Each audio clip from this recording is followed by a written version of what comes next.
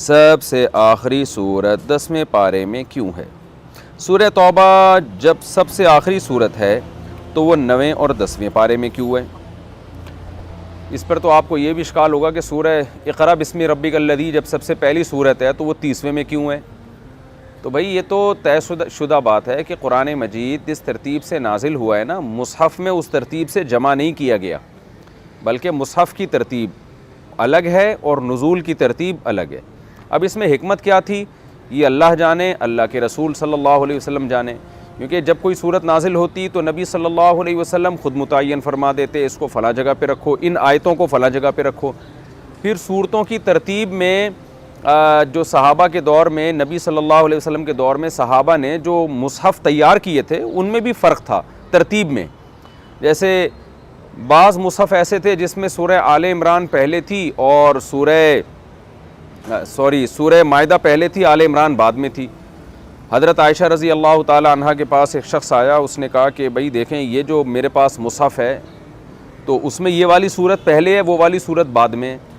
اور فلاں مصحف میں یہ بعد میں ہے وہ پہلے ہے۔ تو حضرت عائشہ نے فرمایا اس سے کیا فرق پڑتا ہے کہ یہ والی صورت وہاں ہو یا یہ والی صورت وہاں رکھی ہو، اس سے کیا فرق پڑتا ہے؟ تو اسلاف کے دور میں، صحابہ کے دور میں، شروع میں، ابتدا میں، یعنی نبی صلی اللہ علیہ وسلم کے دنیا سے جانے کے بعد اس بات کا کوئی بہت زیادہ اہتمام نہیں کیا گیا کہ صورتیں خاص ترتیب کے ساتھ ہوں۔ تو بعد میں حضرت عثمان رضی اللہ تعالیٰ عنہ نے جو مصحف تیار کیا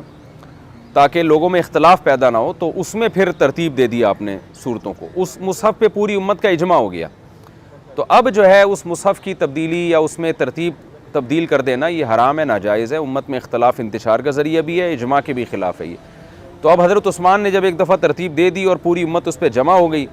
تو اب اسی ترتیب پہ قرآن کو چھاپا جائے گا، کیونکہ قرآن کا معاملہ بہت حساس ہے۔ یہ میں نے اس لیے پوری ڈیٹیل بتائی کہ اصولی طور پر صورتیں کی آیتیں جو ہیں ان کی ترتیب تو متعین ہے، وہ تو نبی نے ہی متعین کر دی تھی